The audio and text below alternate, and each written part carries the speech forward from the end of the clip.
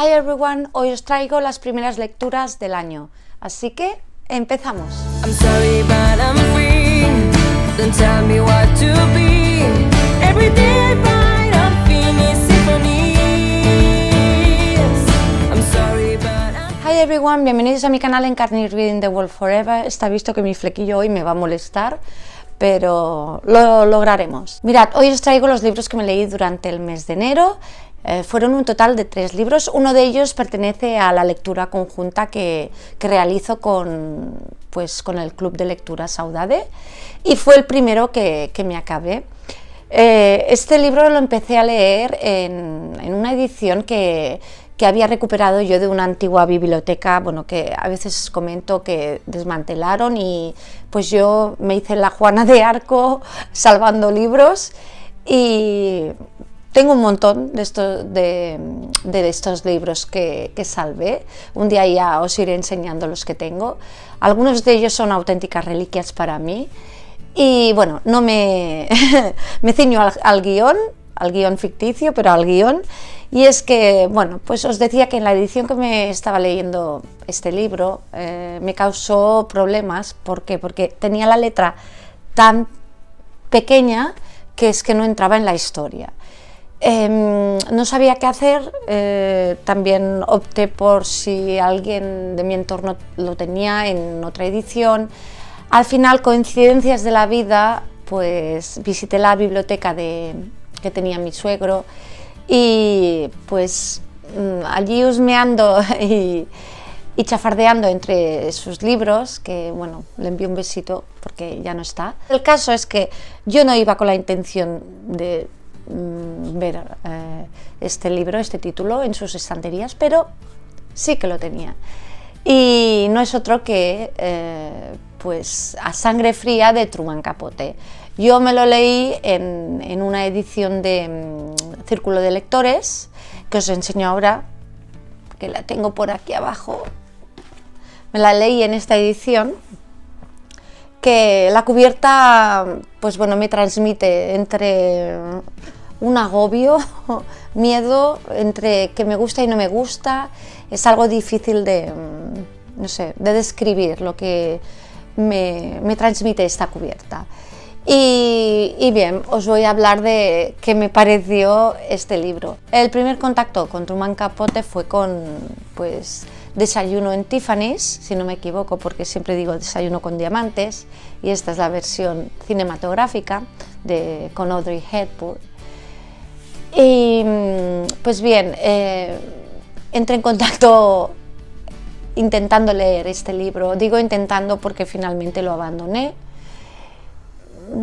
Quizás lo intente otra vez, pero es que no me gustó. No sé si es que tenía otra idea de Desayuno con Diamantes, pues desvirtualizada por la película, pero lo abandoné.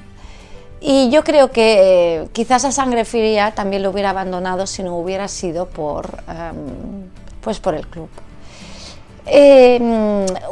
Puedo señalar que una primera parte me atrapó, me gustó una vez que cambié de edición, y que tampoco es que la letra fuera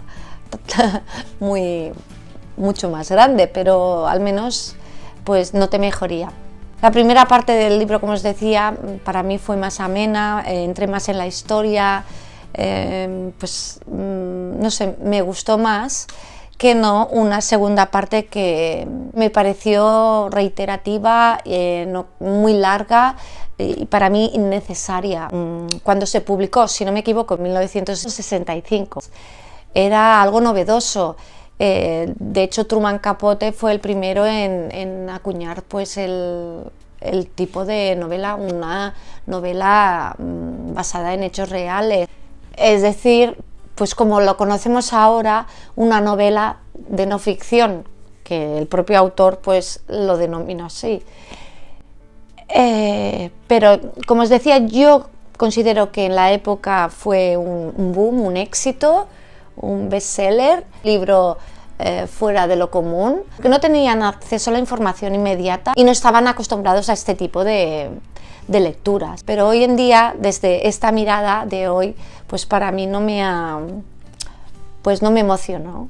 Truman Capote basa esta novela en unos hechos reales que acaecieron en 1959, donde 4 miembros de una misma familia fueron pues, asesinados brutalmente.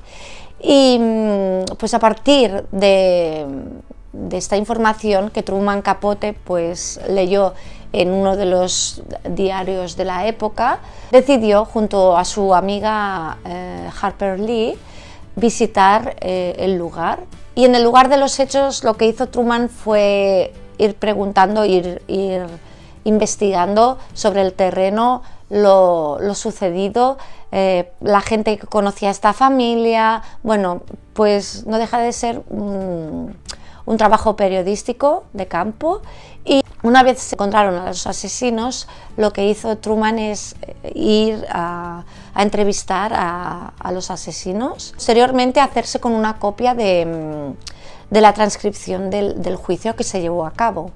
Todo esto Truman lo coge y forma lo que ya conocemos a sangre fría. Esta novela está narrada en tercera persona y referente a la manera de narrar, a la manera de describir sobre todo los personajes que llevaban la culpa, los asesinos, me sorprendió porque los describía o los describe de tal manera que es que los hace como angelicales, hasta llegas a empatizar con ellos, puedes llegar a justificar según qué hechos por diferentes circunstancias. Creo que no hago spoiler porque en cualquier sinopsis lo podéis leer y es sabido, vamos, que está basado en hechos reales. Si he hecho algún spoiler, disculpas. Truman va alternando la información y la aparición de los personajes. Primero pues nos va hablando de estos asesinos, pero después en el siguiente capítulo igual nos introduce a pues, un día de la familia, un miembro de la familia, y así vamos conociendo las dos partes hasta que se unen en un punto pues dramático. Normalmente un periodista lo que hace es ser, creo yo, objetivo y da la noticia que ve, que observa o de la cual se ha informado. En este caso, y yo doy gracias al grupo de lectura, al club de lectura, porque allí aprendí muchas cosas que me sorprendieron y entendí más y mejor este libro, sobre todo la parte final. Yo diría que todo el desarrollo de la novela, sobre todo lo que os he comentado hace un segundo, las descripciones de los asesinos, y es que se dice que Truman Capote tuvo una relación con uno de los asesinos, que al irlo a entrevistar se dio cuenta de lo iguales que eran, se vio reflejado en el otro, pues homosexuales, de familias desestructuradas cuyas madres pues habían decidido acabar con su vida, una serie de puntos que él se vio reflejado. Considero que en este libro se nota la preferencia del escritor hacia uno de los asesinos. Leyendo diferentes artículos del autor, la verdad es que no me ha creado simpatía. Ya sé que se dice que se tiene que separar la obra del autor, pero bueno, a veces pues es inevitable no hacerlo, o esto corre a cargo de cada uno. Y bueno, os diré que no me ha despertado simpatía. Es más, en el club de lectura se comentó pues eso, que aunque Harper Lee, la autora de Matar a un ruiseñor, era una gran amiga, dejó un poco apartada. Da la sensación que todo aquello que Truman se proponía pues lo conseguía. De hecho, se cuenta también que el otro asesino escribió su verdadera historia, su punto de vista, todo como sucedió, que estos asesinos no habían actuado por cuenta propia, sino que había una tercera persona, que ellos solo eran los pues bueno, los corre, ve y dile, en este caso corre, ve y hazlo.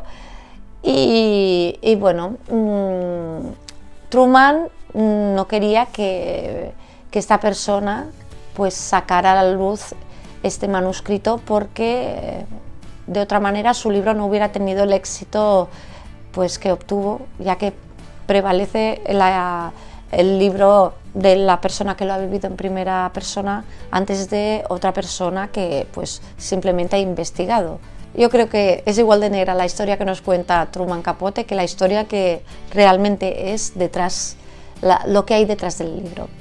Truman Capote escribió este libro en Palamós, aquí en un pueblo de Girona, que es muy famoso por las gambas de Palamós.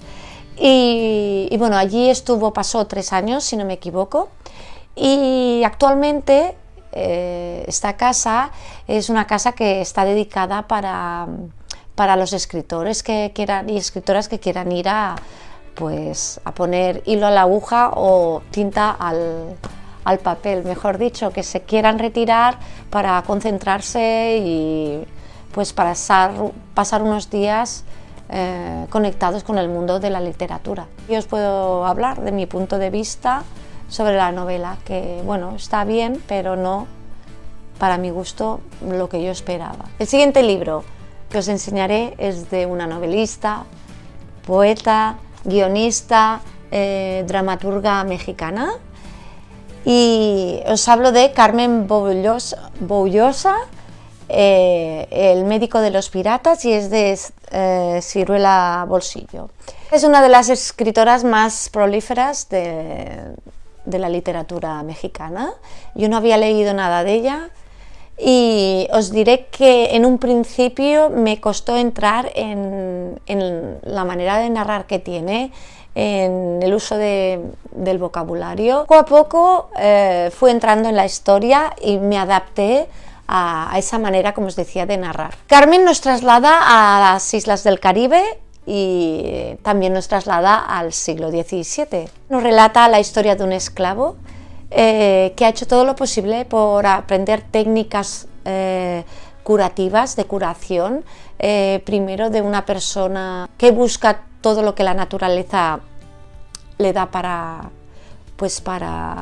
curar, para sanar, y posteriormente tiene la suerte de ayudar, de estar al lado de un médico. Que tenemos los dos elementos, uno del viejo mundo, diríamoslo así, y la figura del médico ya es del nuevo mundo, uno de antes de la colonización, el siguiente después de la colonización. De hecho, Carmen se basa en un personaje histórico para dar más veracidad a la narración, a la historia, y también nos acompaña, voy a ver si las busco, nos acompaña de ilustraciones, no sé si se ven las ilustraciones, a ver, voy a buscar otra que sea más, sí, pues aquí vemos un bucanero, no sé si se verá. Estas ilustraciones hacen referencia a momentos de la historia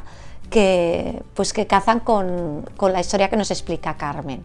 Nos encontramos en un mundo de esclavos, de amos, de tribus, de filibusteros, de colonos, de tribus, de bucaneros. Nos encontramos, como os decía, la historia de Smek, este esclavo, y vamos conociendo su historia y cómo fue adquiriendo los conocimientos de una u otra persona. Aquí nos encontramos las descripciones de la vida cotidiana de los bucaneros, de los esclavos, bueno, todo aquello que acarreó la colonización. Es una visión real, es una visión del otro lado de la colonización, y estas ilustraciones también hacen referencia a un escritor muy reconocido del siglo XVII, un referente porque trataba los temas de la piratería.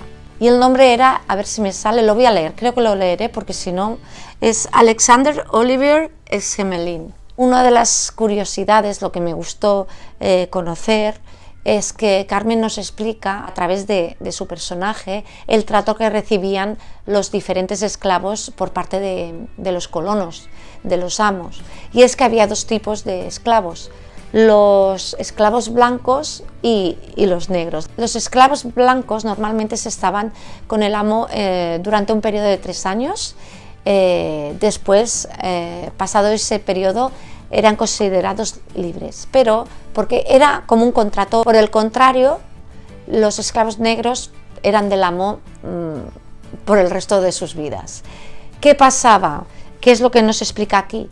Como los colonos sabían que tenían fecha de caducidad, pues estos esclavos blancos lo que hacían era, bueno, que vivían en condiciones pésimas, más pésimas que los esclavos negros, porque los esclavos negros les tenían que durar, porque los necesitaban y serían suyos permanentemente. Por el contrario, los blancos los cuidaban, y una vez que pasaba ya el periodo que hemos comentado de 3 años, estos esclavos ya estaban enfermos, estaban desnutridos, porque se les había dado muy mala vida, porque el colono no le importaba lo que sucediera a partir de aquellos 3 años. Una escritora muy prolífera, muy reconocida. Intenté leer algo más de ella, para así tener otra visión, para leer algo diferente a lo que he leído.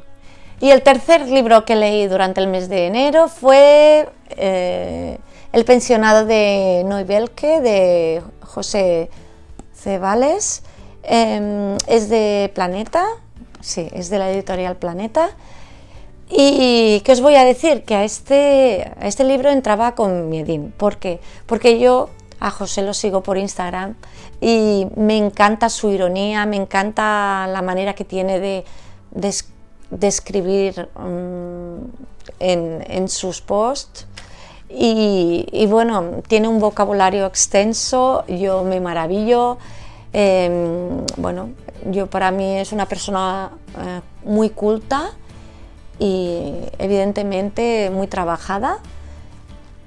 Quería saber qué había escrito. De hecho, una amiga, diría que antes de la pandemia, me dijo que me gustaría, ella se lo leyó. Y bueno, pues decidí darle la oportunidad, y la verdad es que me encantó, me encantó. Me gusta porque en el libro también, bueno, ya me estoy adelantando, pero es igual, en el libro también se muestra la ironía de su escritor. Cómo no, no podía ser menos. Voy a dejar el libro, que si no ya estamos con las tendinitis. Nada más empezar el libro, ya se nos dice un narrador, que no es el escritor, por la fecha que indica, que los hechos que se van a explicar, que se van a narrar, pues son hechos reales que sucedieron en Livonia. Lo que hace José es coger estos hechos reales de una institutriz francesa que llegó a un pensionado en Livonia para dar clases de francés. Por aquel entonces, tanto en aquella zona como en Rusia, pues las chicas de alta sociedad tenían que aprender francés pues para seguir sus viajes, y era un distintivo de la alta sociedad. Livonia, donde se encontraba el pensionado, es una zona que actualmente está entre Letonia y Estonia. De hecho, Julio Verne tiene un libro que no es muy conocido, que es Un drama en Livonia. Quizás un día me lo lea.